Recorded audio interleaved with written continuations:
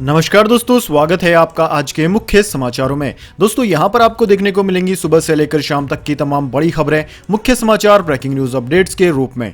तो दोस्तों आप सभी लोगों से रिक्वेस्ट है इस वीडियो को ज्यादा से ज्यादा लाइक और शेयर करें। तो दोस्तों सीधे चलते हैं आज की पहली बड़ी खबर की ओर। फ्रंटलाइन वर्कर्स को प्रधानमंत्री मोदी की सौगात, लॉन्च करेंगे कस्टमाइज्ड क्रैश कोर्स। जी हां दोस्तों, प्रधानमंत्री नरेंद्र मोदी शुक्रवार को सुबह 11 बजे वीडियो कॉन्फ्रेंसिंग के जरिए कोविड-19 फ्रंटलाइन वर्कर्स के लिए कस्टमाइज्ड क्रैश कोर्स प्रोग्राम की शुरुआत करेंगे। इस कार्यक्रम की शुरुआत 26 राज्यों में फैले 111 ट्रेनिंग सेंटर्स में होगी। दोस्तों कोविड-19 फ्रंटलाइन वर्कर्स के लिए कस्टमाइज्ड क्रैश कोर्स प्रोग्राम की शुरुआत के मौके पर प्रधानमंत्री नरेंद्र मोदी का संबोधन होगा। इस अवसर पर केंद्रीय कौशल विकास एवं उद्यमिता मंत्री डॉक्टर महेंद्र नाथ पांडे भी मौजूद रहेंगे। कार्यक्रम का उद्देश्य देश भर में 1 लाख से अधिक कोविड योद्धाओं को स्किल प्रदान करना है। Home care support, basic care support, advance care support, emergency care support, sample collection support और मेडिकल इक्विपमेंट सपोर्ट जैसी 6 कस्टमाइज्ड जॉब के लिए कोविड योद्धाओं को ट्रेनिंग दी जाएगी। इसके बाद दोस्तों अगली बड़ी खबर, बच्चों के लिए सुरक्षा कवच तैयार, बंदरों को लगाई गई कोरोना वैक्सीन रही कारगर। जी हां दोस्तों, बच्चों के लिए तैयार किया जा रहा मॉडर्ना और प्रोटीन आधारित एक अन्य वैक्सीन शुरुआती टेस्टिंग ट्रायल में कारगर पाया गया है। इन दोनों वैक्सीन का बंदर की एक प्रजाति रीसस मैकाक के बच्चों पर शुरुआती परीक्षण किया गया। ये टीके शुरुआती टेस्टिंग में सुरक्षित और सार्स CoV-2 यानी कि कोरोना वायरस से लड़ने में कारगर एंटीबॉडी उत्पन्न करने वाले साबित हुए हैं।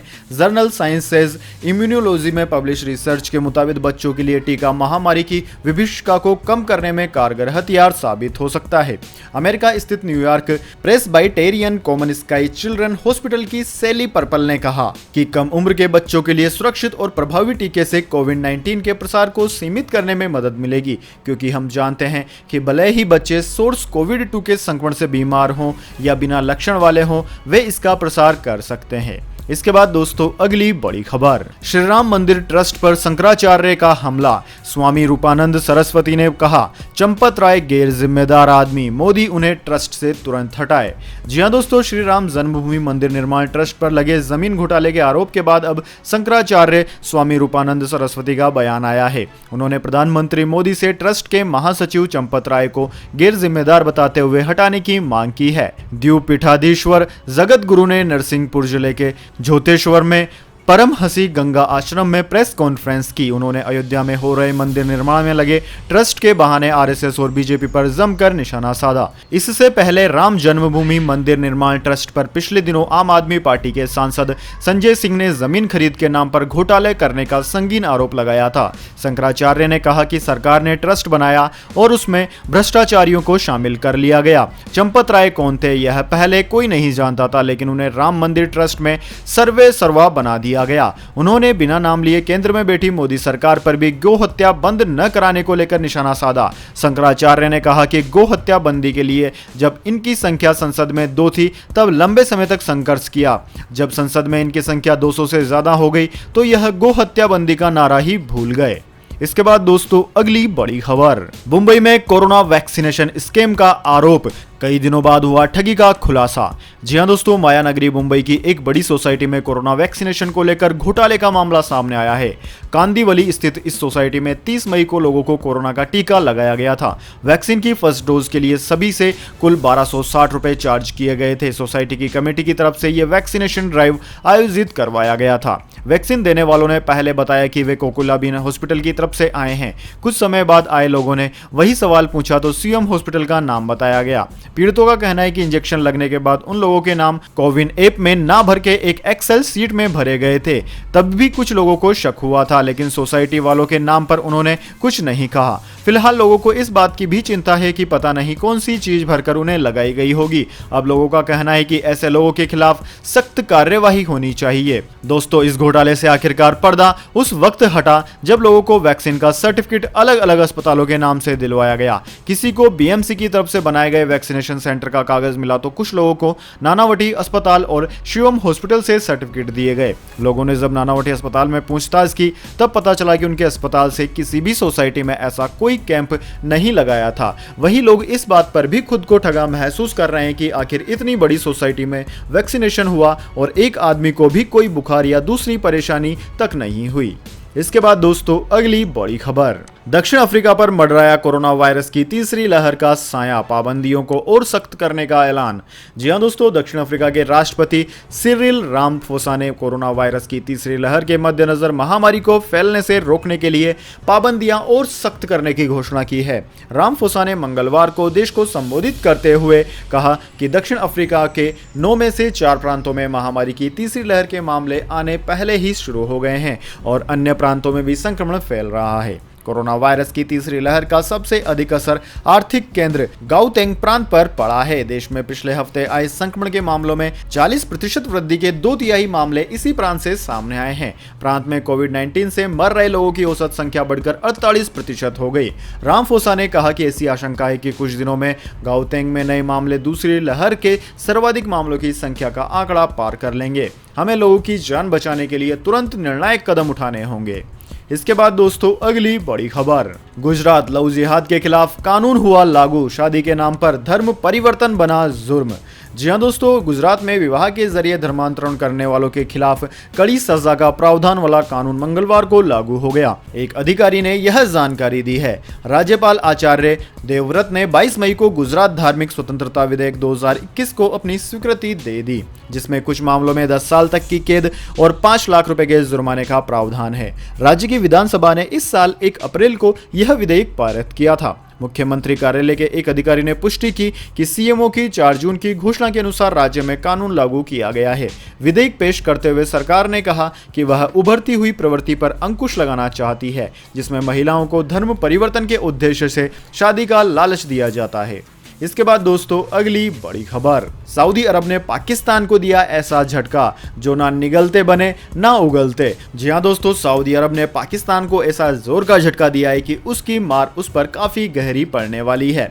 दोस्तों बताया जा रहा है कि उसने पाकिस्तान के ग्वादर बंदरगाह पर बनने वाली तेल रिफाइनरी अब नहीं बनाने का फैसला लिया है। सऊदी अरब यह प्रोजेक्ट ग्वादर की जगह कराची में बनाने पर विचार कर रहा है, ऐसा कहा जा रहा है। हाल ही में पाकिस्तान के ऊर्जा और तेल मामलों के विशेष सलाहकार तापिश गौहर ने कहा था कि सऊदी अरब अब ग्वादर में तेल रिफाइनरी का निर्माण नहीं करेगा। उनके मुताबिक सऊदी अरब अब कराची के पास स्थित एक पेट्रोकेमिकल्स कॉम्प्लेक्स में तेल रिफाइनरी का निर्माण करेगा और बकौल ताबिश अगले 5 साल में यह रिफाइनरी बनकर तैयार होने की उम्मीद जताई जा रही है। दोस्तों आपकी जानकारी के लिए बता दें, सऊदी अरब ने फरवरी 2019 में इस प्रोजेक्ट के लिए समझौते पर दस्तखत किए थे। वहीं कहा जा रहा है कि प्रोजेक्ट कराची शिफ्ट करने का फैसला ग्वादर में इंफ्रास्ट्रक्चर की कमी को देखते हुए लिया गया है। दोस्तों सऊदी अरब के इस फैसले से पाकिस्तान और चीन दोनों को ही बड़ा झटका लगा है।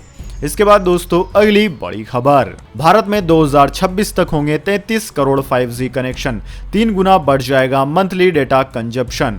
जी हां दोस्तों, भारत में 2026 तक 33 करोड़ 5G कनेक्शन हो सकते हैं। साथ ही हर एक स्मार्टफोन का मंथली डेटा यूज 3 गुना बढ़कर 40 GB हो जाएगा। टेलीकॉम फर्म एरिक्सन की एक रिपोर्ट में यह जानकारी सामने आई है। रिपोर्ट के मुताबिक भारत में अभी average data consumption 14.5 GB monthly है। दुनिया में भारत दूसरा सबसे अधिक डेटा यूज करने वाला देश है।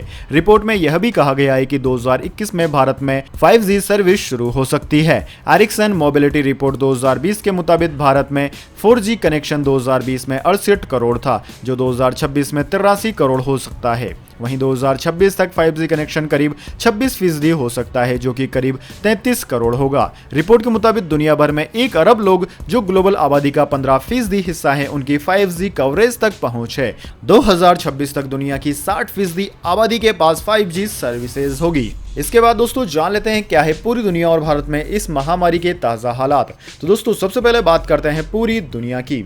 तो दोस्तों पूरी दुनिया की बात की जाए तो पूरी दुनिया में इस वक्त तक इस महामारी के संक्रमितों का आंकड़ा 17 करोड़ 67 लाख 3 हजार को पार कर गया है, जबकि दोस्तों मरने वालों की संख्या 38 लाख 24 हजार के पार है। दोस्तों इस महामारी से सर्वाधिक प्रभावित देशों की बात की जाए तो उनमें America, Bharat, Brazil, France, Turkey, Russia, United kingdom, Italy, Argentina आदि देशों का नाम आता है। दोस्तों ये तमाम देश इस महामारी से सर्वाधिक प्रभावित हैं। वहीं दोस्तों बात कर लेते हैं क्या है भारत के हालात, लेकिन उससे पहले मेरी आपसे एक छोटी सी रिक्वेस्ट है, अगर दोस्तों आपको अभी तक हमारी न्यूज़ पसंद आई है तो इसे एक छोटा सा लाइक ज़रूर दे दें, और अगर आपको पसंद नहीं आई है तो बेशक आप डिसलाइक भी कर सकते हैं, लेकिन दोस्तों लाइक और डिसलाइक ज़रूर कीजिए, क्योंकि दोस्तों यही हमारी मेहनत का फल होता है और इसी से हमें पता चलता है कि आपको हमारी वीडियो पसंद आई है या नहीं। तो दोस्तों जल्दी से जान लेते हैं क्या है भारत के हालात। दोस्तों भारत में इस वक्त तक 2,96,33,000 से ज़्यादा इस महामारी के मामले सामने आ चुके हैं, जिनमें से 3,79,000 से ज़्यादा लोगों की मौत हो चुकी है। दोस्तों पिछले 24 घंटे में 62,224 नए मामले सामने आए हैं। वहीं दोस्तों सर्वाधिक प्रभावित राज्यों की बात की जाए तो उनमें महाराष्ट्र, कर्नाटक, केरला, तमिलनाडु, आंध्र प्रदेश, उत्तर प्रदेश, वेस्ट बंगाल, दिल्ली, छत्तीसगढ़, राजस्थान, ओडिशा, गुजरात, मध्य प्रदेश आदि राज्यों का नाम आता है। इसके बाद दोस्तों अगली बड़ी खबर, पाकिस्तान में कुलभूषण जाधव के लिए वकील नियुक्त करने का मामला 5 अक्टूबर तक के लिए केस किया गया स्थगित। जी हां दोस्तों, पाकिस्तान की एक अदालत ने देश के शीर्ष विधि अधिकारी के अनुरोध पर भारतीय कैदी कुलभूषण जाधव के लिए वकील नियुक्त करने संबंधी सरकार की याचिका पर सुनवाई 5 अक्टूबर तक के लिए स्थगित कर दी है। एक मीडिया रिपोर्ट में यह जानकारी दी गई है। भारतीय नौसेना के सेवानिवृत्त अधिकारी 50 वर्षीय जाधव को पाकिस्तान की सैन्य अदालत ने जासूसी एवं आतंकवाद के आरोपों में अप्रैल 2017 में दोषी ठहराते हुए मौत की सजा सुनाई थी। भारत ने जाधव को राजनयिक पहुंच न देने और मौत की सजा को चुनौती देने के लिए पाकिस्तान के खिलाफ अंतर्राष्ट्रीय अदालत का रुख किया था।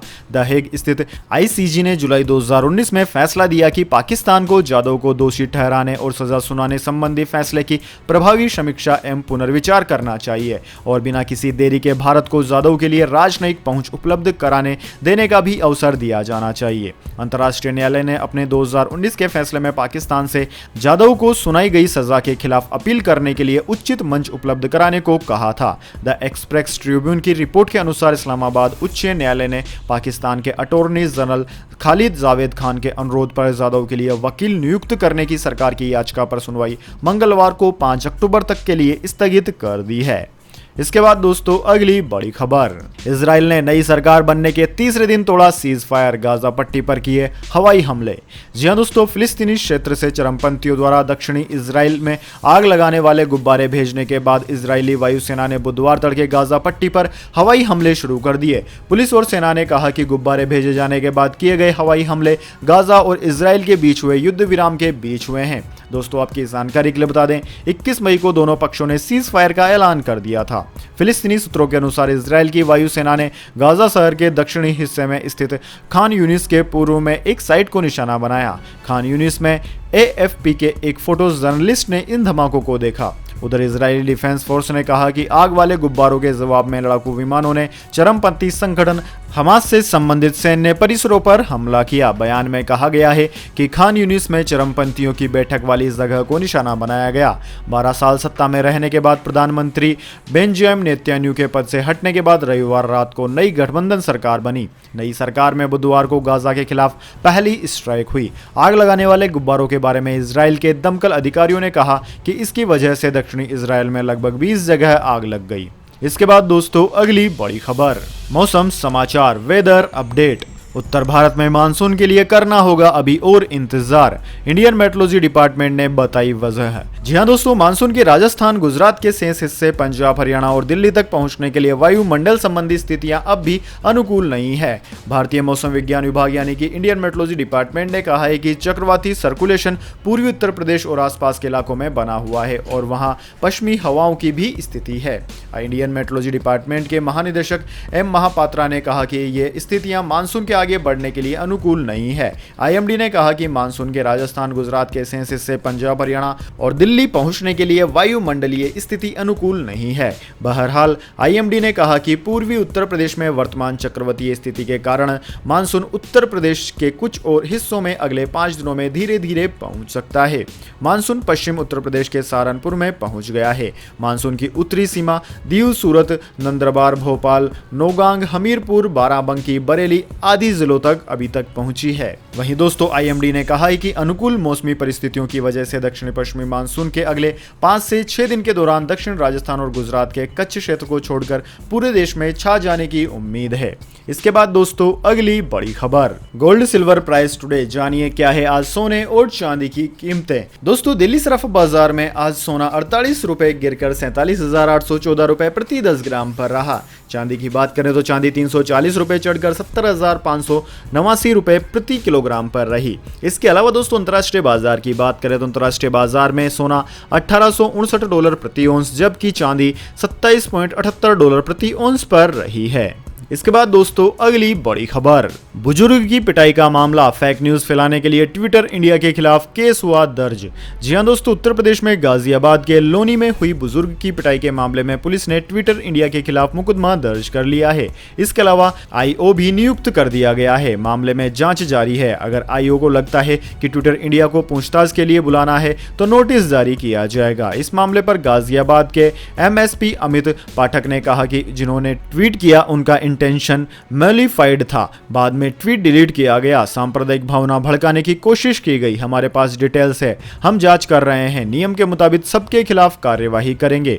उन्होंने आगे कहा कि कार्यवाही से बचने के लिए ट्वीट्स को डिलीट कर दिया गया है। हमें अगर शुरुआती दौर में फैक्ट्स मालूम चल जाते तो ऐसा नहीं होता। जो लोग जांच के दायरे में है उनके खिलाफ कार्यवाही होगी। कुछ और लोगों के नाम जोड़े जाएंगे, कुछ और सेक्शंस भी जोड़े जाएंगे। गाजियाबाद की साइबर सेल वेरीफाई कर रही है। बुजुर्ग की भी भूमिका की भी जांच होगी। बुजुर्ग ने गलत बयान दिया जबकि वह आरोपियों को जानता था। इसके बाद दोस्तों अगली बड़ी खबर, भड़काऊ भाषण देकर फंसे मिथुन चक्रवर्ती, कोलकाता पुलिस ने की 45 मिनट तक पूछताछ। जी हां दोस्तों, भारतीय जनता पार्टी के नेता और फिल्म अभिनेता मिथुन चक्रवर्ती से भड़काऊ भाषण मामले में कोलकाता पुलिस ने वर्चुअल तरीके से पूछताछ की। कोलकाता पुलिस के अधिकारियों ने मिथुन से करीब 45 मिनट तक पूछताछ की। मिथुन चक्रवर्ती ने इससे पहले कलकत्ता हाईकोर्ट का रुख किया था और आईपीसी की धारा 504, 505, 135A, 120B के तहत उनके खिलाफ दर्ज प्राथमिकी को रद्द करने की मांग की थी। हालांकि कोर्ट ने उन्हें जांच में वर्चुअली शामिल होने के लिए कहा था।